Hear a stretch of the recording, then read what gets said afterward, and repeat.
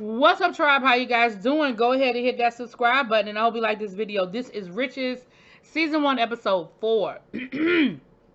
So this episode was good. It was a cat and mouse game all the way to the end, honey. You didn't know what was gonna happen, who was gonna win, and how it was gonna come out. So we start this episode off with with the fact that we see Nina with her little boo thing, Rashid, who she don't know it yet, but we know is the missing shareholder, right? And he wants to like date her properly. Like they started off as like a little booty call hookup, but he was like, "Come on, like you won't even tell me your real name. Like you still Brooklyn girl. Like what is your name? Like let me take you on a date. Let me really wine and dine you." And she is not here for it. She is like, "Listen, now I don't know. She has commitment issues, I guess, because she got abandonment issues from her daddy or whatever. But she is just not here for any of it. She is like, listen, when I call, you come. When you leave, when I tell you to leave, that's it. If I call you again, great. If I don't, it's been real. Like that's really how she rolls. So we see her meet up with Simon, and she's like, everything is doing really well since the relaunch. The sales are through the roof. The traffic coming through the website is great.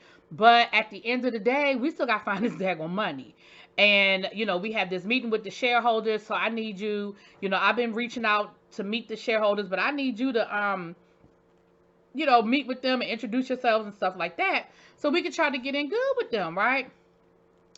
So we see Claudia. Is her name Claudia? I think her name Claudia. The mama, stepmama from hell. We see her meeting with the aunties and the uncles, right? And the auntie is not here for it. Steven's sister was like, oh, so now, so now I know you want something because you don't even rock with me like that. So the only reason why you would be coming to visit me is if you're looking for something, right? And so she's convincing her that they have an offer from a bigger makeup brand.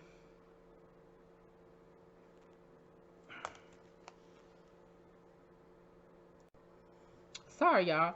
So, they got an offer from a bigger like makeup brand that wants to, merge with them and of course pay them a whole lot of money for their shares. And the stepmama is trying to get everybody, all the shareholders to go along with the deal because it's going to make them a lot of money on the front end. But the problem is, and this is the problem that Nina is trying to get everybody to understand, is short-sighted. First of all, you're selling your company, a small black brand, to a large white brand. And they're lowballing us on the shares, so we're not even getting all the money that the shares are even worth. And how far do you really think this is going to go? Like, do you really think they're going to let us keep control of the company? And you really going to think that they're going to let us run this company the way that your father would have wanted us to run the company? Like, no. Like, we're going to get swallowed up and we're going to get spit out. And then next thing you know, this company is just going to be a part of their portfolio. And we're just going to be peons in the chain of command. So this whole episode, you see Nina fighting against her stepmama to get to the shareholders first. She goes to visit the aunties, and of course the aunties are like, "Oh, so you oh." So the aunt, she's like, "Oh, so you thought that you were gonna you come to see us now, like you now you remember who we are now." But of course, all they're saying is the money. They're like, well, we're gonna get paid. We're gonna make a lot of money off of this deal and off of our shares. They don't care about the company anyway. They're not part of the day-to-day functions of the company. Nina finally gets wind of what Claudia is doing. And now, not only is Nina worried about what's going on with this deal, but now she has to figure out who's involved. Like, who's a part of this deal? Did Andre broker the deal? Are Alicia a part of it? Or Gus a part of it? Because it finally seems like Gus and Alicia and Nina are actually kind of working together on this company. Now, the other problem that they have is the distributor is not sending out the products. So they have all of this traffic on the website and they have all of these orders, but it's taking people too long to get their orders. And so now they're starting to get bad reviews from like influencers and stuff like that, who's like, listen, I ordered all these products, but I never even got them for me to even give you guys, do a review or anything. So Nina is like, her and Gus need to go and do some research and find out where the stuff is coming from, distributing, what the holdup is. So Gus said he can't get the people on the phone, so she's like, well, we're going to go down there. So her and Gus, they ride down to where the distribution is, And they put Gideon. Now Gideon says, listen, y'all know all the shareholders. Oh no, I'm sorry. Before they go down to the distribution center, Gideon lets her know that he found the missing shareholder, and she knows exactly who it is, right? Da, da, da, da, da. So she goes and confronts Rashid about it, and Rashid was like, look, I found you on an app, just like you found me on an app. Like, I didn't know who you were.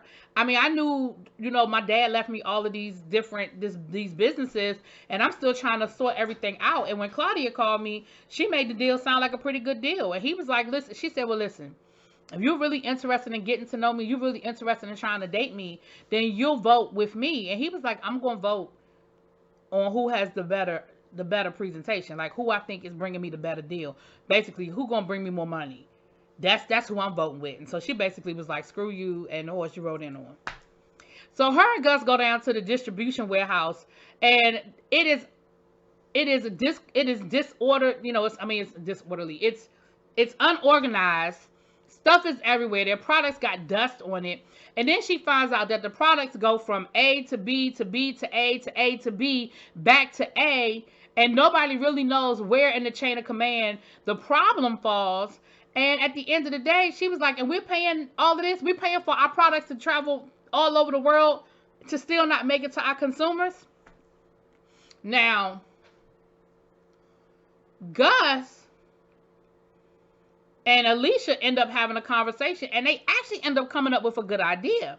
And they said, look, when you look at companies like Savage Fenty and Kylie Jenner and all of these multi-million, billion-dollar companies, they're doing direct-to-consumer sales. Like, there is no, now you can go into like, Ulta or whatever, and you can buy the products, but they were like, they cut out the middleman. And so they were talking about, Gus was like, you know what? I did get the card of this black woman who is a distributor, who does distribution, and maybe we could hook up with her and we can have our distribution go directly through her, small businesses, we could all link up, yada, yada, yada. Everybody's happy.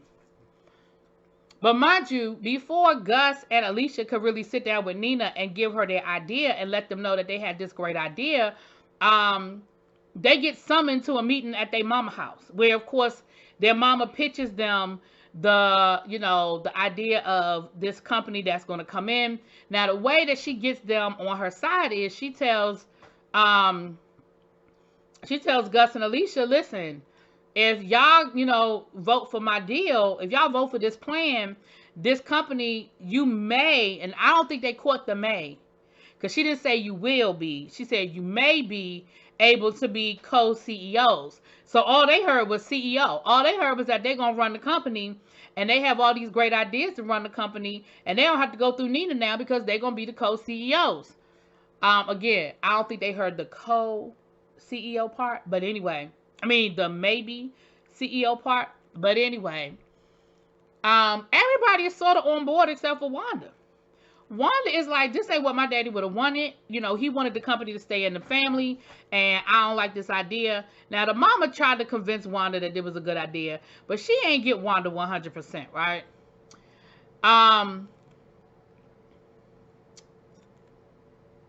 So again, like I said, the rest of this episode, well, not the rest of it, but for a large part of this episode, we see Nina talking to the aunties, reaching out to the different shareholders. They won't talk to her on the phone, or they tell her like, we going with the money. Like, this is the idea, we going with the money. Now, they do find out that there's one last shareholder, a long lost uncle that has sort of fallen off the grid. And Gideon tells them, well, listen, if y'all can't find him, then basically his vote will be in absentia, meaning that it won't count one way or the other. And so based on what they know now, they know they don't have the votes. Claudia will win, and they'll end up selling their company to this big makeup brand. Alicia and Gus talk about it, and not only do they decide that they're going to go ahead and go along with the deal, but now they ghosted Nina, so of course Nina knows what they're going to do. Nina absolutely knows what the plan is. Then, child, it's just one thing after another. Then an article gets dropped on the press talking about Nina and how inexperienced she is, talks about the money that's missing. And of course, they suspect that Claudia did it, but it's like, she's short-sighted. Like, does she not realize that this makes them look bad to all of the shareholders? It makes it look like they don't know what they're doing and they can't run their own company. Why would she do that? Why would she plant that article? Well, baby, come to find out, now Claudia did plant the article. She did put the article in there.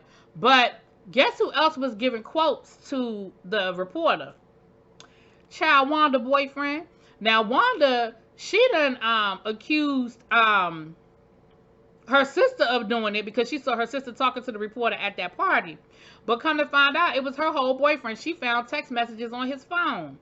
I said, Lord have mercy. So now she's sitting there, you know, being all depressed and upset, and she don't know what she gonna do about it because it's got, you know, she's, you know, because, you know, she don't know what she's gonna do to vote against her family, vote with her family, whatever. Now, Nina decides to take a shot and go talk to Wanda, realizing that Wanda is mad at her mama and Wanda has this loyalty to her father. So she goes to talk to Wanda and she pitches why Wanda should vote with her and Simon. And she's hoping that one of the family members will, you know, kind of vote her way. Like, she's trying everything to get the votes, right? Like I said, it's a whole cat and mouse game the whole episode. It was really nice the way they wrote it. So we get to the board meeting and we go around the table. And of course, all of the aunties and uncles vote for Claudia. And baby, they look good too. Claudia walked in there looking like she knew she had it going on. That red suit, honey. Alicia and Gus vote with Claudia. Of course, Simon and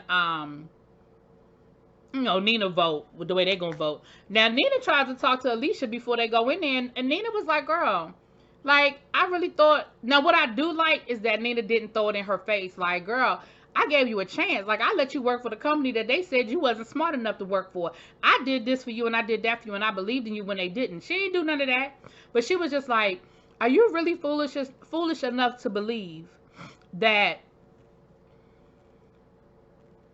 this big white makeup brand is really going to allow y'all to run something? It's really going to, like, push our products and push the black products the way they push their products? Do you really believe that?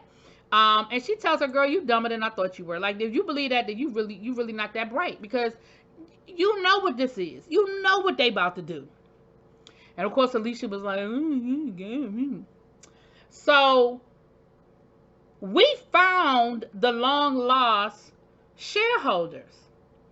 The uncle died that they couldn't find. Come to find out, he died. But his shares did go to somebody else. And guess who the shares went to? Nina and Simon mama. And guess what? She voted against them and voted for Claudia. Baby, Nina didn't know what to do with herself. She didn't know what to do with herself. Now, Wanda did vote against her family. She did vote with Nina and Simon. She just was on the losing side, child. So of course her mama looking at her sideways. Baby, Nina was hot. So when it was over, she was talking to Simon. She was like, what do you, like, how, what just happened? Like, why would she vote against us? And Simon was like, girl, she's been telling you all along that she don't want to have nothing to do with this company. And she was like, but this is her legacy. We're doing this for her. She was like, no, you're doing it for you. Because she told you she didn't want it. You didn't listen. You didn't believe her. You didn't care. But none of us want to be here but you. We were supposed to come over here for a couple of days for a funeral, and now you got us running a damn Fortune 500 company. I have a life. I have a career back in America and a whole man. Like, girl, just be honest with yourself. You're doing this for you. You're not doing this for us. So now Nina is like, you got to be kidding me. So she ends up telling, what's his name? The lawyer, not Simon, but Gideon. She told Gideon she quit. She said, listen, if this is what they want, cool, but I ain't about to sit here and be no placeholder until this company comes along and swallows us up. She said, is there any way we can stop it?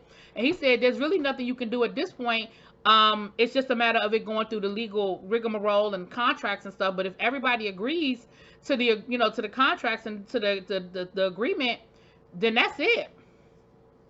So we see Nina having a flashback. She has these flashbacks.